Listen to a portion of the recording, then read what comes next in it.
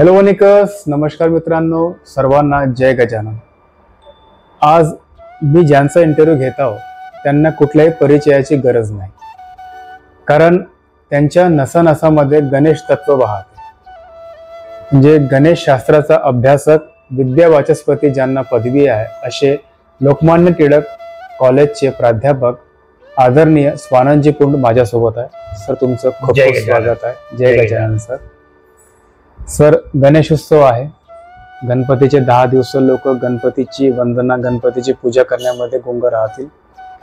अनेक उत्साह असतो सर पूर्ण वातावरणामध्ये। आणि तुम्ही तर गणेश शास्त्राचे अभ्यासक आहात, तुम्ही कितीतरी ग्रंथ लिहिले गणेश पूजनावर, भगवान गणेशांवर।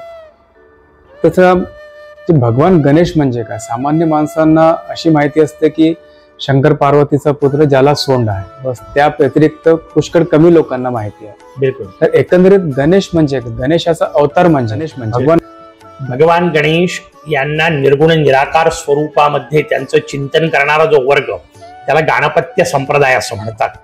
आपल्याकडे शास्त्रात वेगवेगळ्या देवतांची उपासक असणारे वेगवेगळे संप्रदाय सांगितलेले आहेत। जसं विष्णूची उपासना करतात त्यांना वैष्णव म्हणतात, शंकराची उपासना करतात त्यांना शैव म्हणतात, शक्तीची उपासना करतात त्यांना शाक्त म्हणतात। तसं गणेशाची उपासना करणाऱ्यांना गाणपत्य असं नाव आहे। या गाणपत्य तत्वज्ञानामध्ये जे वर्णन केलेलं असतं, प्रत्येकच संप्रदायामध्ये आपापल्या देवतेला परब्रह्म परमात्म स्वरूपामध्ये वर्णन केलेलं असतं। गाणपत्य संप्रदाय सुद्धा याच पद्धतीने वर्णन करतो। आपण जसा उल्लेख केला ते अत्यंत स्वाभाविक आहे की लोकांना ती एकच गोष्ट माहिती असते, पण वास्तविक गाणपत्य संप्रदायामध्ये गणेशाच्या 5 जन्मोत्सवाचं वर्णन आहे। जसं आता आपण गणेश जन्मोत्सव करतोय भाद्रपद शुद्धातला। गंमत अशी आहे की लोकांना थोडीसा माहिती आहे माघातला सुद्धा, की माघ चतुर्थीला गणेश जन्म असतो। त्याच्या पलीकडचं वैशिष्ट्य असं आहे की भाद्रपद जन्म असो की माघ जन्म असो, दोन्ही वेळा एक कथा सांगितली जाते। पार्वतीने अंगावरचा मळ काढला, त्याचा पुतळा तयार केला इत्यादी। आणि वैशिष्ट्य हे आहे की ही कथा ना भाद्रपद चतुर्थीची आहे ना माघ चतुर्थीची आहे, ही कथा आहे कार्तिक शुद्ध चतुर्थीची। त्याच्यामुळे जसा भाद्रपद चतुर्थीचा आपण आता वर्णन करतोय, हा मयुरेश्वर जन्माचा विषय आहे। त्याच्यामुळे तो मयुरेश्वराच्या दृष्टीने त्याचं वर्णन येतं। माघ चतुर्थीचा जो जन्मोत्सव आहे तो विनायक जन्मोत्सव आहे, त्याचा काही संबंध शिवपार्वतीशी नाही। तो कश्यपांच्या आदितीच्या घरी झालेला जन्म आहे। तिसरा जन्मोत्सव केला जातो शेषात्मज जन्म, जो ज्येष्ठ चतुर्थीला केला जातो। तो शेषाकडे झालेला अवतार आहे, शेषाच्या घरी तो अवतार झालेला। त्यानंतर चौथा केला जातो पुष्टिपती नावाचा जन्म, तो भगवान शंकरांच्या आणि पार्वतीच्याच घरी झालेला आहे, पण तो वैशाखी पौर्णिमेला सूर्योदयाला झालेला जन्मोत्सव। आणि आता जी आपण कथा म्हटली, पार्वतीने अंगावरचा मळ काढला, ती कार्तिक शुद्ध चतुर्थीची, त्याला उभांग मलज अवतार असं म्हणतात। असे 5 जन्मोत्सव खरं तर केले जातात। याच्या व्यतिरिक्त मोर्याचे अनेक अवतार आहेत। हे सगळे अवतार असतात आणि अवताराच्या दृष्टीने जे माता पिता आहेत ते अवताराचे माता पिता असतील, ते त्या तत्वाचे माता पिता नसतात। जसं दशरथ कौसल्या रामाचे आई वडील आहेत, ते विष्णूचे आई वडील नसतात। तसं भगवान गणेशांच्या मयुरेश्वर अवतारात जर ते शिवपार्वतीच्या घरी आले असतील तर शिवपार्वती हे मयुरेश्वर अवताराचे माता पिता आहेत, मोरयाचे नाही। त्या सगळ्यांच्या पलीकडे असणारे जे गणेश तत्व, त्याची उपासना गाणपत्य तत्वज्ञान करतं। ओंकार ब्रह्म, परब्रह्म म्हणून आपण ज्याचं वर्णन करतो, उपनिषद ज्याचं वर्णन करतात, त्या परब्रह्म तत्वाचं वर्णन गणपत्य तत्वज्ञानात आणि त्याची उपासना केली जाते। उत्सव त्या मोरयाचा आहे, शिवपुत्र पार्वती नंदनाचा नाही। जगभर गणेशाची कीर्ती आपण थायलंडला पाहतो, अंगारकोटला पाहतो किंवा इतर इराणला पाहतो। काय म्हणजे जे आपण खोदकाम करतो त्यामध्ये गणेशाच्या मूर्त्या बहुतांश सापडतात। अगदी जपान पासून अमेरिकेपर्यंत संपूर्ण जगामध्ये वेगवेगळ्या स्थानी सापडलेल्या गणेश मूर्ती आजही विद्यमान आहेत।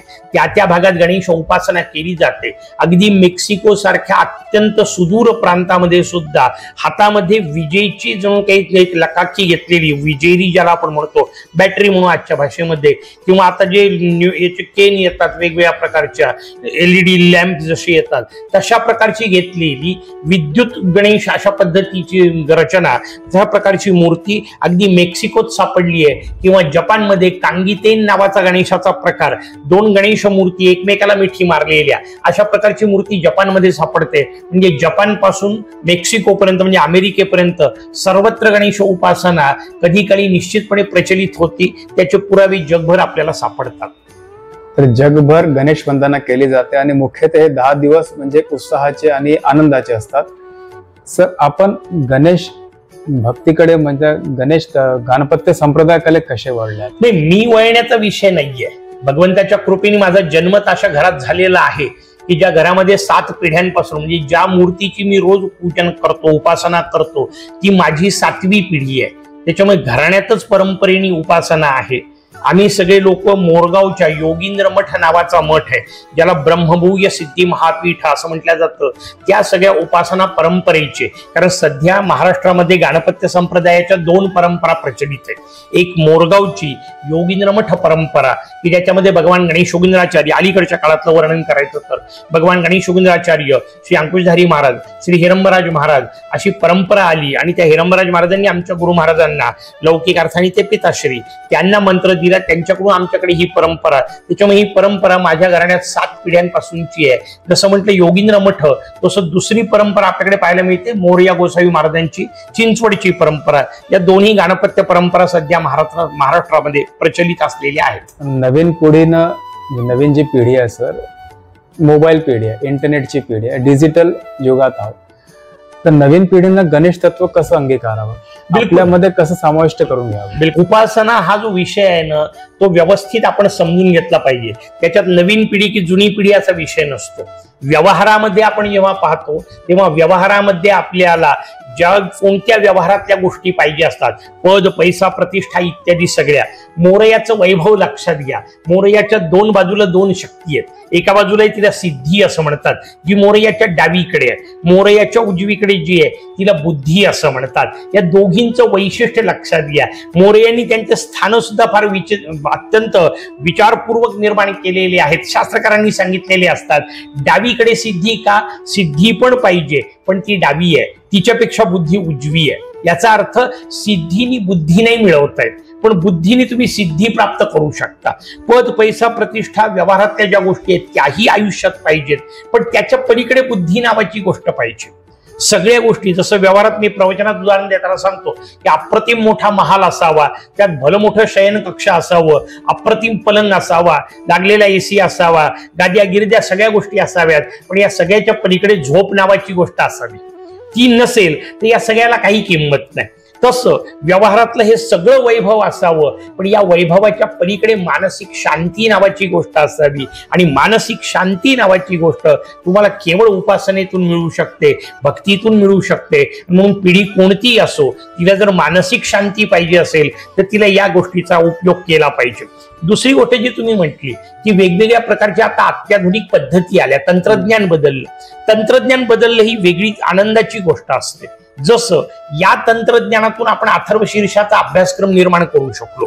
हा सगळं या तंत्रज्ञानामुळे झालं. व्हिडिओ तयार झाले, त्याच्यावर अभ्यासक्रम तयार झाला. अगदी पुणे विद्यापीठाने त्याला मान्यता सुद्धा प्रदान केली. असा अप्रतिम अभ्यासक्रम निर्माण झाला की ज्याच्यामध्ये वेगवेगळ्या प्रकारचे व्हिडिओ, त्याच्यावरचं वाचन साहित्य, त्याच्यावरचे गुगल प्रश्न, अशा पद्धतीत आपण अत्याधुनिक पद्धतीने आलो. आणि याचा सगळ्यात मोठा फायदा, आता म्हटलं तसं, वणीमध्ये बसून सुद्धा सगळ्या जगात त्याचे प्रेक्षक आपल्याला मिळू शकतात.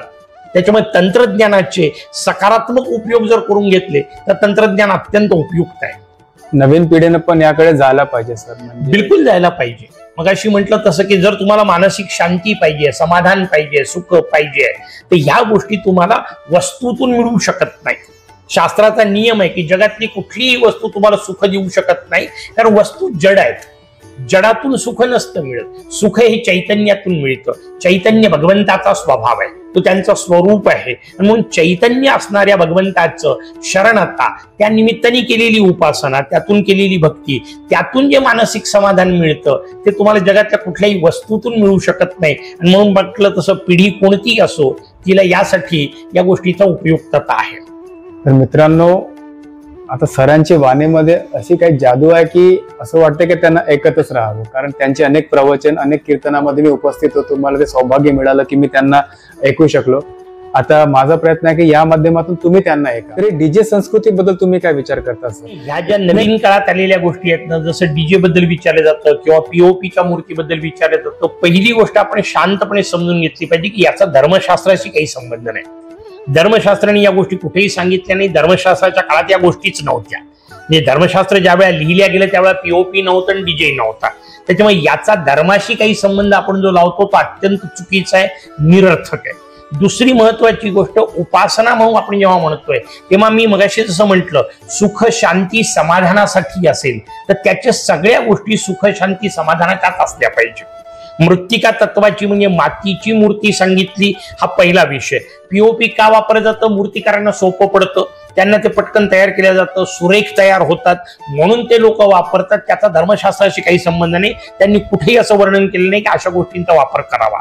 दुसरी गोष्ट, आता म्हटलं तसं शांतता आणि समाधान जर मिळवायचं आहे तर भारतीय वाद्य असले पाहिजे. टाळ मृदंग यांच्या नादानी आपल्याला जो आनंद मिळतो, जे समाधान मिळतं, वीणा असतील, अगदी अत्यंत मोठ्या आवाजाचे तुम्हाला पाहिजे असतील तर भारतीय पद्धतीत ढोलताशांसारखे नगाऱ्यांसारखे वाद्य आहेत. पण हे वाद्य तुम्हाला कर्कश नाही वाटत, हे वाद्य तुम्हाला अंगावर नाही येत, याने तुमची कुठेतरी हृदयाचे स्पंदन बदलून गेले अशी रचना येत नाही. हे जे तंत्रज्ञानाने नवीन आणलेली या गोष्टी आहेत याचा भक्तीशी काही संबंध नाही. भक्तीने माणूस शांत व्हायला पाहिजे. तो जर धिंगाण्या केल्यासारखा नाचत असेल तर त्याचा भक्तीशी संबंध नाही, हे आपल्याला व्यवस्थित समजून घेतलंच पाहिजे. त्याच्यामुळे कुठल्याही शहाण्या माणसाने याचा विरोधच केला पाहिजे. डीजे गणेशाची आपण जी प्रतिमूर्ती म्हणतो, सोंड आहे गणेशाला, ती सोंड उजवीकडे डावीकडे, म्हणजे स्वरूप गणेशाचं गजमुखाचं स्वरूप आहे. तर गणेशाचं स्वरूप, खरं स्वरूप हेच आहे का सर गजमुखाचं? हा जो गज आहे ना तो शास्त्रकारांनी अत्यंत व्यापक रीतीने वापरला. गज शब्दामध्ये ग आणि ज असे दोन अक्षर आहेत. गंमत अशी आहे की दोन अक्षर पलटवले की ज ग शब्द तयार होतो. मग जग कसं आहे तर जग कधीतरी तयार झालं म्हणून त्याला साधी म्हणतात. जग कधीतरी नष्ट होणार आहे म्हणून त्याला शांत म्हणतात. या जगात वेगवेगळे भाग आहेत म्हणून त्याला सावयव म्हणतात. अशा अनेक शब्द सांगू शकेल, ते सगळे सोडून द्या, आता आपल्याला त्यात विवेचनात नाही शिरायचंय. जे साधी शांत सगुण साकार सावयव असतं त्याला जग असं म्हणतात. याच्या जे विपरीत त्याला गज असं म्हणतात. मग गज याचा अर्थ काय? जे निर्गुण आहे, निराकार आहे, निरवयव आहे, निष्कलंक आहे, शुद्ध आनंदरूप आहे, त्याला गज असं म्हणतात. त्याच स्वरूपात ज्याला ओळखता येतं त्याला गजानन असं म्हणतात. आता ही झाली तात्विक भूमिका. अडचण अशी असते की ही तात्विक भूमिका चित्रकाराला किंवा मूर्तिकाराला रेखाटता येत नाही. मग त्यांनी गज शब्दाच्या जवळची गोष्ट कोणती? तर हत्ती. म्हणून त्यांनी हत्तीचं मस्तक बसवलं. जरी मस्तक आपल्याला समोर हत्तीचं दिसत असलं तरी ते पाहत असताना, कारण ती मूर्तिकाराची अडचण आहे, चित्रकाराची अडचण आहे, त्याला हे तत्व नसतं सांगता येत म्हणून त्यांनी ते प्रतीक वापरलं. आपल्याला प्रतीकाच्या माध्यमातून मूळ तत्वापर्यंत पोहोचता आलं पाहिजे. मोरया निर्गुण निराकार आहे हे समजून घेण्यासाठी गजमस्तक म्हणतो. तर अथर्वशीर्ष नवीन पिढीला किती सहाय्यक होऊ शकते? ते स्तोत्र अथर्वशीर्षच म्हणून नाही, अर्थात मंत्रांच्या बाबतीत ती गोष्ट आहे की त्याचा व्यवस्थित गुरूंकडून उच्चार शिकून घेतला पाहिजे. म्हणून अथर्वशीर्षासारखा विषय फार मोठा, तो आपण बाजूला ठेवू. पण अगदी प्रणम्य शीर्षदेवम सारखे स्तोत्र आहे. स्तोत्रांना नियम नाही, स्तोत्र तुम्ही पाहिजे तेव्हा पाहिजे तसं म्हणू शकता, कारण ते पौराणिक आहे. वैदिक मंत्र जे आहेत अथर्वशीर्षासारखे त्याच्याकरता व्यवस्थित संथा घेतली पाहिजे. गुरूंकडून म्हणण्याची जी पद्धत आहे त्याला संथा म्हणतात, ती संथा घेतली पाहिजे. त्यानंतर पवित्र वातावरणात पवित्र पद्धतीनेच त्याचे पाठ झाले पाहिजे. कुठेही रस्त्यात बसल्या बसल्या रस्त्याने प्रवास करता करता अथर्वशीर्ष म्हटलं असं नसतं चालत. वैदिक मंत्र आहेत ते, त्यांच्या पारंपरिक पद्धतीने म्हटले पाहिजे. स्तोत्रांना नियम नाही, तुम्ही पाहिजे तसं म्हणू शकता. नामस्मरणाला अडचण नाही, नामस्मरण तुम्ही पाहिजे तिथे करू शकता. तुम्ही ज्या कोणत्या अवस्थेत जिथे कुठे असाल तिथे गजानन गजानन गजानन तुम्ही 24 तास करू शकता, त्याला अडचण नाही. स्तोत्रपाठ करू शकता, म्हणायलाही सोपे असतात. अनेक तर मराठी स्तोत्र आहेत, ते मराठी स्तोत्रांचा आपण उपयोग करू शकतो. संस्कृत म्हणायला कठीण जाईल, नेमकेपणाने उच्चार समजणार नाहीत. मराठी स्तोत्राचा वापर करा, भगवंताला भाव पोहोचतो. भाषा महत्वाची आहेच, त्याच्याबद्दल प्रश्न नाही. संस्कृत मधून ती जितक्या व्यवस्थितपणे पोहोचतं तितकं अन्य भाषेत पोहोचणार नाही हेही मान्य. पण म्हणून ज्याला संस्कृत येतच नाही त्यांनी भक्ती करू नये का? तर त्याचं उत्तर नाही. कारण आपल्या सगळ्या साधू संतांनी मराठीमध्ये गणेश स्तवन केले. अगदी समर्थांनी केलेली आरती सुखकर्ता दुःखहर्ता ही मराठीत निर्माण केलेली आहे. का? कारण सामान्य माणसांकरता त्यामध्ये जी आर्तता आहे, आरती शब्द मोठा सुंदर आहे, त्यात आर्तता आली पाहिजे, भाव प्रकट झाला पाहिजे, त्या मोरयाबद्दलचं प्रेम निर्माण झालं पाहिजे. ते प्रेम नवीन पिढी की जुनी पिढीचा संबंध नाही, प्रत्येकाच्या मनात आहे. आणि त्यानंतर मिळणारे शांतीचा विषय, सुखाचा समाधानाचा विषय सगळ्यांसाठीच लागू आहे. आता पर्यावरणपूरक मूर्त्या बनतात किंवा पर्यावरणाची हानी नाही झाली पाहिजे, त्यामुळे या प्रकारची मूर्ती बनवा, या प्रकारची तुम्ही विसर्जन करा, ही पद्धत वापरा, घरी विसर्जन करा किंवा नदीमध्ये जाऊन विसर्जन करा. तर हा प्रकार तुम्हाला काय वाटतो सर? कारण कलर, रंग वगैरे सगळ्याच मूर्तीमध्ये राहतात असतात. कसं आहे, त्यातल्या दोन वेगवेगळ्या गोष्टी आहेत. मगाशी मी जसं म्हटलं की पीओपीचा धर्मशास्त्राशी संबंध नाही, तसा या रासायनिक रंगांचा धर्मशास्त्राशी संबंध नाही. ते आपण आपल्या आनंदाकरता, हौशेकरता हे उद्योग करतो. त्याच्यानंतर महत्वाची गोष्ट मगाशी म्हटली तशी मूर्ती प्रचंड मोठ्या आवाढव्य करणे हे धर्मशास्त्राचा हिशोबच नाही. बाहेरून तुम्हाला मूर्ती आणायची असेल, पूर्वी तर ही पद्धतच नव्हती, घरी तयार करत होते. आता बाहेरून आणायची असेल तरी एका माणसाला सहज उचलून आणता येईल एवढीच मूर्ती घरातली असावी, ती मातीचीच असावी, त्याचे रंग रासायनिक नसले पाहिजेत. हा साधा नियम शास्त्रकारांनी सांगितला, कारण त्या रंगांची पूजा नाही करायची. तुम्हाला मृत्तिक्यात त्या मूर्तीच्या माध्यमातून भगवंताची पूजा करायची आहे. मग ते रंग त्याचे सात्विक असले पाहिजे, नैसर्गिक स्वरूपातले असले पाहिजे, निसर्गाला योग्य अशा प्रकारचं. हा शब्द आपण नंतर वापरतो. भारतीय संस्कृतीला हा शब्द वापरायचीच गरज नाही. भारतीय संस्कृतीने जे काय सांगितलं ते निसर्गाला धरूनच सांगितलेलं आहे. निसर्गाच्या विरुद्ध आपण नंतरच्या काळात केलं, त्याचा संस्कृतीशी काही संबंध नाही. भारतीय संस्कृती प्रत्येक गोष्ट निसर्ग पूरकच सांगते. त्यात वापरलेले फुलं, त्यात वापरलेले पानं, आपल्याला याही अनेक गोष्टी असतात की हे निर्माल्य नदीत टाकलं तर प्रदूषण होतं. कधीतरी शांतपणे समजून घेतलं पाहिजे. ती नदी 365 दिवस वर्षभर ज्या भागातून वाहते, तिथल्या अब्जावधी झाडांचे पानं रोजच नदीत पडतात. नदी कुठं प्रदूषित होते? पानांनी, फुलांनी प्रदूषित होत नाही. त्याच्यात आपण जे प्लॅस्टिक वापरतो, त्याच्यात आपण ज्या रासायनिक गोष्टी वापरतो, नदी त्यांनी प्रदूषित होते. त्याचा धर्मशास्त्राशी संबंध नाही, ते कुठेही सांगितलेलं नाही. आणि आता नद्यांच्या प्रदूषणाबद्दल काय बोलायचं? वास्तविक आता मूर्तीची नदीत विसर्जन करू नये हे एका वेगळ्या अर्थाने सांगावं लागतं, कारण विसर्जित करावी अशी नदीत आपण कुठं ठेवली नाही. सगळ्या नद्यांची आपण गटारं करून टाकलेत. 364 दिवस वाटेल तशी घाण करायची आणि एक दिवस फक्त निसर्गाचा पुळका आणल्याचा आव आणायचा, ही गोष्ट कुठंतरी दुहेरी आहे. त्याचाही विचार आपण केला पाहिजे. भारतीय संस्कृती कुठेही निसर्गाच्या विरुद्ध काहीही सांगत नाही. तिने सगळे गोष्टी निसर्गाला पूजक स्वरूप वर्णन केलेलं आहे. सर, आता साधारण माणसाला तुमच्यासारख्या शास्त्रांचा अभ्यास जमणार नाही आणि साधारण म्हणजे पूजेची पद्धत, मंत्रांची पद्धत, स्तोत्रांची पद्धती त्या पद्धतीने येत नाही. जसं आता मी आहोत, मला इतकं काही कळत नाही, मी इतका अभ्यास केलेला नाही. तर मी गणपतीची पूजा म्हणजे साध्या पद्धतीने कशी करू शकतो? त्यामध्ये काय समावेश असेल? बिलकुल असं की मोरयाच्या पूजनामध्ये जे उपचार आहेत, आता जे तुम्ही तंत्रज्ञानाचा विषय सांगितला ना, तंत्रज्ञानाचा उलटा फायदा आहे. उलटा फायदा कसा की आता तुम्हाला वेगवेगळ्या शास्त्रीय पंडितांनी तयार केलेल्या पूजा ऑलरेडी युट्यूबवर उपलब्ध आहेत. त्या ऐकून तुम्ही करू शकता.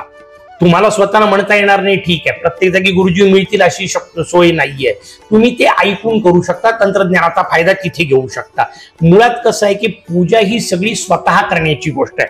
म्हणजे जेवढेही मंत्र पूजेतले आहेत, कोणत्याही देवतेची कोणतीही पूजा असो, त्यामध्ये सगळे प्रथम पुरुषी एकवचनी मंत्र असतात. म्हणजे मी हळद वाहतो, हरिद्राम समर्पयामी, कुंकुमम समर्पयामी, हे सगळे एकवचनी प्रथम पुरुषी एकवचनी मंत्र आहेत. याचा अर्थ मी करतोय हेच म्हणायचंय.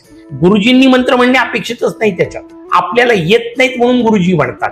वास्तविक त्यांनी सांगायचं तसं सांगितलेलं आपण म्हणायचं, पण तेवढा वेळ दोघांजवळही नसतो म्हणून गुरुजी म्हणून टाकतात आणि हळद वाहा म्हणून सांगतात. आपली आपण करू शकतो. आणि मगाशी म्हटलं तसं मी हळद वाहतोय हे मराठीत म्हणा. जोपर्यंत संस्कृत येत नाही तोपर्यंत भाव महत्वाचा आहे. मोरयापर्यंत भाव पोहोचतो. बाकी काही पूजेत नसलं तरी चालेल. निदान 4 गोष्टी सांगितल्या. शेंदूर असला पाहिजे, तो मोरयालाही व्हायला पाहिजे, आपणही लावला पाहिजे. मोरयाच्या समोर शेंदूर न लावता जायचं नसतं. मोरयाला 3 गोष्टी अत्यंत प्रिय आहेत: शमी, मंदार आणि दुर्वा. शमी नावाचा वृक्ष आहे, त्याचे पानं. मंदार म्हणजे ज्याला आपण रुई म्हणतो, त्यातल्या त्यात पांढरी असेल तर ती आणखीन योग्य. म्हणून 3 प्रकारचे, त्यात लाल रंग येतो, निळा रंग येतो आणि पांढरा रंग येतो. पांढरा अधिक श्रेष्ठ सांगितला. त्या पांढऱ्या मंदाराचे फुलं आणि दुर्वा. तुम्ही म्हणाल हेही जमत नाही, शमी आम्हाला कुठे मिळणार, मंदार कुठे मिळणार? दुर्वा तर सगळीकडे मिळू शकतात. मोरयाला किमान दुर्वा व्हाव्यात, शेंदूर लावावा, दुर्वा व्हाव्या, एवढं सुद्धा पुरेसं असतं. भाव महत्वाचा आहे. मोदक आणि लाडू बद्दल काय कथा आहे सर? गणपतीला मोदक खूप प्रिय म्हणतात आणि मूषकराज गणपती सोबत, त्याबद्दल थोडीशी माहिती. मोदक या शब्दाचाच रचना मोठी सुंदर आहे. मोद शब्दाचा अर्थ आहे मनातला आनंद, आतून येणारा आनंद. तो जो करतो क शब्द लावला संस्कृत मध्ये की करणारा असा अर्थ होतो. जसं धावक, वादक, गायक, याच्यामध्ये धावक म्हणजे धावणारा, गायक म्हणजे गायन क्रिया करणारा, तसा मोदक म्हणजे मोद निर्माण करून देणारा. मोरयाची भक्ती हीच खरी मोदक आहे. मोरयाची भक्ती केली की तुम्हाला आतला आनंद प्राप्त होतो, बाहेरून येणारा नाहीये. तो आतला आनंद आहे, त्याच्यामुळे तो कायम आहे, चिरस्थायी अशा स्वरूपातला आहे. म्हणून तो प्राप्त करणे हे खऱ्या अर्थाने मोदक. बाहेरचं मोदक त्याचं प्रतीक असतं. प्रतीकात्मक या सगळ्या गोष्टी आहेत. जसं आपण मूषकाबद्दल म्हटलं, मूषक सुद्धा प्रतीक आहे. शास्त्रकारांनी सांगितलं जसा उंदीर, आता उंदीर याचा अर्थ घरात खुडबुड करणारा उंदीर का, तर त्याचं उत्तर आहे नाही. तो उंदीर जसं कार्य करतो तसं कार्य करणारं तत्व. तत्वाची चित्र नाही काढतायत, तत्वाची मूर्ती नाही करतायत. मग अशी म्हटलं तसं उंदीर काय करतो, रात्री काम करतो, म्हणजे जेव्हा आपल्याला कळत नाही तेव्हा काम करतो, सगळ्या गोष्टी कुरतडतो. ते त्याला खायच्या कामाचे असतात असं नाही. धान्य कुरतडलं मान्य, कपडे कशासाठी कुरतडतो, पुस्तकं कशासाठी कुरतडतो, काही नाही, त्याची ती सवयच आहे. प्रत्येक गोष्ट नष्ट करतो, आत राहून नष्ट करतो, लपून नष्ट करतो, आपल्याला न कळता नष्ट करतो. असं करणारा जो, त्याला काळ असं म्हणतात. काळ असाच आहे. काळ सगळ्या गोष्टी कुरतडून टाकतो, काहीही काळाच्या ओघात टिकत नाही. संस्कृतीच्या संस्कृती गेल्या, त्या काळाचं प्रतीक असतो मूषक, आणि त्या काळावर ज्याची सत्ता चालते त्या कालत्रयातीत असणाऱ्या मोरयाचं पूजन करायचं. म्हणून त्याच्या खाली काळ आहे हे दाखवायकरता उंदीर बसवलेला असतो. सरांच्या घरी बसलेलो आहोत आणि इकडच्या भिंतीवर इतके सारे म्हणजे सन्मान चिन्ह लिहिलेले आहेत. आणि अष्टविनायक जे आपण महाराष्ट्राचे म्हणतो तिथं पोहोचणंच खूप मोठी गोष्ट आहे. तिथं सरांचे प्रवचन, कीर्तन करायचे कार्यक्रम झालेले आहेत. कित्येक हप्ते सरांनी तिथं घालवलेले आहेत. तर सर, अष्टविनायक बद्दल थोडीशी माहिती. अष्टविनायक म्हणजे आता विदर्भातले अष्टविनायक आपण म्हणतो आणि पुण्याकडचे अष्टविनायक आपण. अष्टविनायक ही कल्पना मुळात सांगितली मुद्गल पुराणाने. गणपत्य सगळं तत्वज्ञान हे मुद्गल पुराण नावाच्या पुराणावर सध्या आपल्याला उपलब्ध आहे. मुद्गल पुराणाने जे अष्टविनायक सांगितले ते भारताच्या 8 दिशेला 8 आहेत. म्हणजे मद्रास पासून सुरुवात होते आणि तिबेटची राजधानी ल्हासापर्यंत त्यांचे नाव आहेत वक्रतुंड, एकदंत, महोदर, गजानन, लंबोदर, विकट, विघ्नराज, धूम्रवर्ण, असे 8 अवतार सांगितले. त्यांना अष्टविनायक म्हटलं. आता हे इतके वेगवेगळ्या भागात आहेत की आजच्या काळात सुद्धा प्रवासाचे सगळे साधन असतानाही ही यात्रा सोपी नाहीये. मग त्यातल्या त्यात काय करायचं, एवढी यात्रा तर नाही करू शकत. मग काय करायचं, तर मोरगाव हे सर्वोपरी श्रेष्ठ क्षेत्र आहे. गणपत्य संप्रदायातलं सगळ्यात श्रेष्ठ क्षेत्र म्हणजे मोरगाव. मग मोरगावला जवळ ठेवून आजूबाजूची 8 स्थानं निवडली. असे 8 स्थानं की जिथे कोणत्या ना कोणत्या तरी देवतेनी किंवा महान भक्तांनी उपासना केली आहे. म्हणजे जसं रांजणगाव असेल तर भगवान शंकर उपासना करतात, भगवान सिद्धटेकला भगवान विष्णू उपासना करतात, थेऊरला भगवान ब्रह्मदेवांनी मांडलेले गणेश आहेत, गिरिजात्मज, लेण्याद्री देवी आदिशक्तींनी मांडलेले गणेश आहेत, ओझरला तर सगळ्याच देवतांनी एकत्र येऊन मांडलेले गणेश आहेत. त्यानंतर उरलेले 2 जे आहेत ते पाली आणि महड, इथं भक्तांनी मांडलेले. महडचं गृच्छमदांचं वर्णन आहे. तुमच्या माझ्यासाठी अभिमानाचा विषय की ते गृच्छमद आपल्या विदर्भातले होते, कळमचे होते. त्या कळमच्या गृच्छमदांनी मांडलेले गणेश आपल्याला वरदविनायक रूपाने पाहायला मिळतात. आणि गणपत्य संप्रदायात झालेला महान भक्त बल्लाळ त्यांनी मांडलेला म्हणून बल्लाळेश्वर. असे ते आसपासचे स्थानं घेऊन निदान एवढी तरी यात्रा करा. कारण हे सगळे पौराणिक महत्व असणारे स्थान आहेत, प्राचीन इतिहास असणारे स्थान आहेत. त्या स्थानांना धरून यात्रा केली. मग जशी ती यात्रा आम्हाला ती लांब पडते, मग आपण विदर्भातल्या विदर्भात अष्टविनायक केले. लोक मला विचारतात हे योग्य आहे का, म्हटलं प्रत्येक गावात करा, नको कोण म्हणतंय. त्या निमित्ताने मोरयाची उपासना होणं हे महत्वाचं आहे, दर्शन महत्वाचे आहेत, चिंतन महत्वाचं आहे. सर, विदर्भातले अष्टविनायक कोणते, म्हणजे आपण जे जाऊ शकतो विदर्भातले अष्टविनायक? सामान्य जसं मगाशी मी म्हटलं की मोरगावला धरून 8 केले, इथं नागपूरला मध्यवर्ती ठरवून 8 केले. की नागपूरहून सहज प्रवास करता येईल. मग नागपूरचा टेकडी गणपती स्वाभाविक अत्यंत प्रसिद्ध आहे. विदर्भातले पौराणिक पद्धतीचे जे स्थानं आहेत त्या सगळ्यांचं वर्णन त्याच्यात केलं. मग आदोषक क्षेत्र असेल, ज्याला आपण आदासा, ते वक्रतुंड गणेशाचं स्थान, वामनांनी मांडलेले गणेश आहेत. दुसऱ्या बाजूला चिंतामणी आपल्याला पाहायला मिळतं कळमचा, तो इंद्राणी मांडलेला आहे. आता तशीच मूर्ती पुढे म्हटली तर दारव्याला तुम्हाला श्रीकृष्णांनी मांडलेला आहे, किंवा माहूरला विदर्भाला अगदी लागूनच असलेल्या अर्थाने परशुरामांनी मांडलेला आहे. पण ते प्रवासाला लांब पडतं म्हणून मग त्यांनी तिकडचा नाही विषय केला. आदोषक क्षेत्राचं वर्णन केलं, भंडाऱ्याचा केला, भृशुंडी महाराजांचा विषय, तो वैशिष्ट्यपूर्ण गणेश आहे, ऋषीमुनींच्या सारखी चेहरा असलेला. पवनीच्या गणपतीचं वर्णन केलं, त्याला सर्वतोभद्र म्हणतात. 5 मूर्ती आहेत. चार बाजूला चार आणि वरती एक बसवलेली, अशा 5 मूर्तींचं वर्णन. भद्रावती आपल्या जवळचं, जसं मी मगाशी गुरुसमाधांचं वर्णन केलं, गौराळ गणेश ज्याला म्हटलं जातं, भद्रावती स्थान ते महर्षी गुरुसमाधांचं स्थान. मूळ पुराणांनी भद्रक क्षेत्र असंच वर्णन केलंय. ते भद्रक शब्द महडपेक्षा भद्रावतीला जास्त जवळच आहे. पण जेव्हा इथे त्यांनी, तिथे केली नसेल असं नाही म्हणत मी, तिथेही त्यांनी उपासना केली असेल, कारण ऋषीमुनी फिरत असायचे. अख्खा भारत आपला आहे, त्या हिशोबामध्ये सगळीकडे त्यांनी स्थान केले. पण भद्रावतीचं स्थान त्याच्याकरता घेतलं की हे वेगवेगळे पौराणिक महत्व असलेले स्थान आहेत. आणि मग तशा स्थानांचं एकत्रीकरण करून त्याला विदर्भातले अष्टविनायक, जसं रामटेकचा आहे 18 हाताचा वैशिष्ट्यपूर्ण गणेश आहे.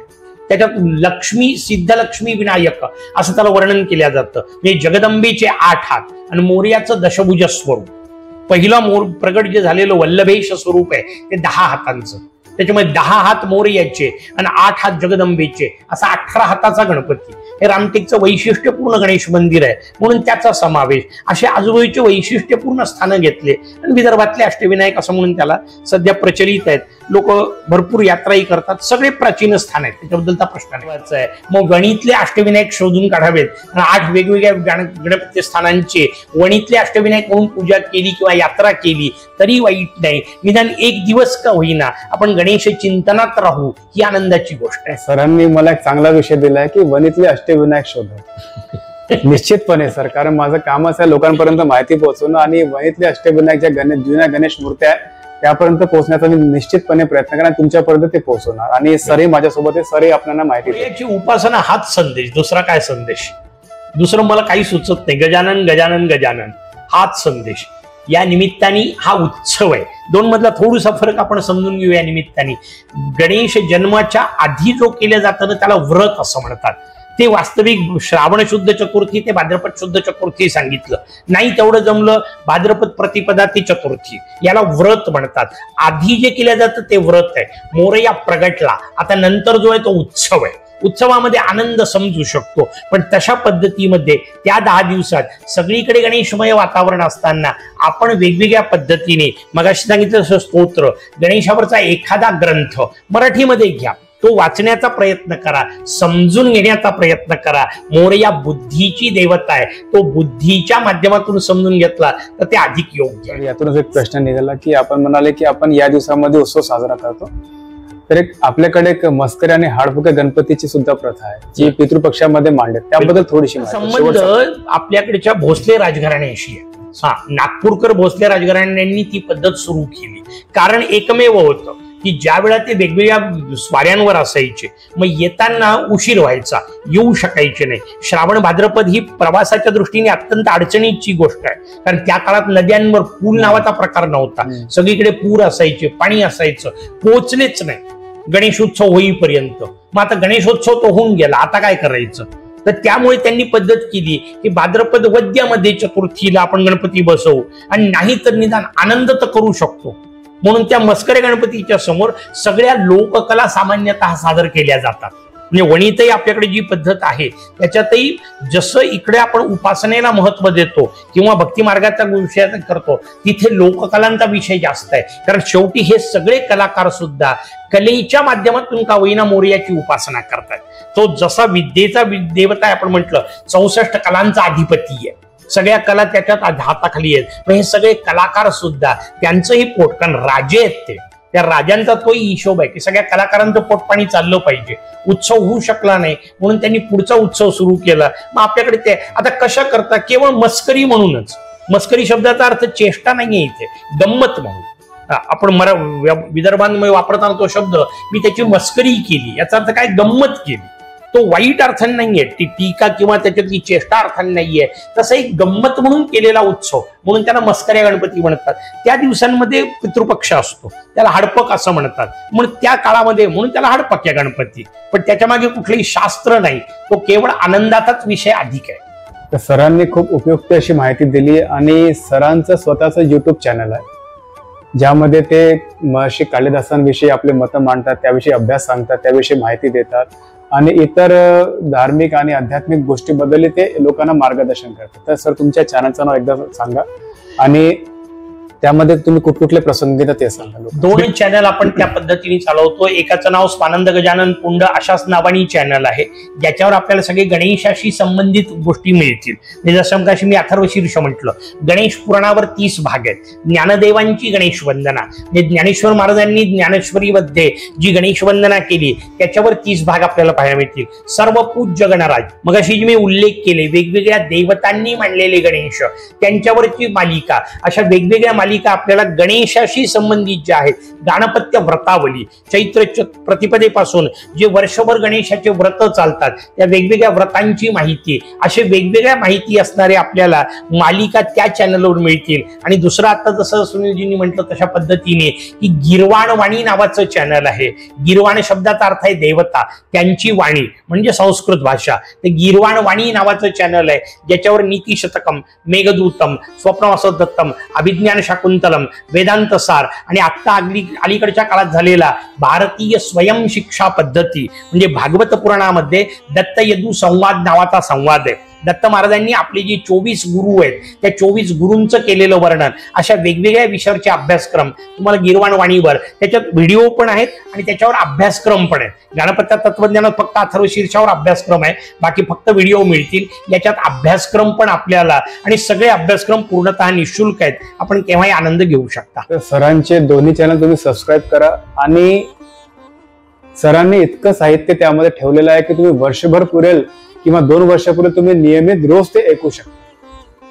म्हणून माझी विनंती आहे की आमचं चॅनल तुम्ही पाहताच, परंतु जे आपल्याला आवश्यक आहे, जे आपल्याला आपल्या मेंदूला पोषण देणार जे सरांनी साहित्य आपल्या चॅनलवर ठेवलं आहे ते अवश्य सबस्क्राईब करा, ते नियमितपणे पाहत राहा. सर तुमचं खूप खूप धन्यवाद, तुम्ही खूप वेळ दिला सर. मी फक्त 5 मिनिटासाठी सरांसाठी आलो होतो, पण सरांची वाणी अशी होती की मी त्या ओघात वाहत गेले.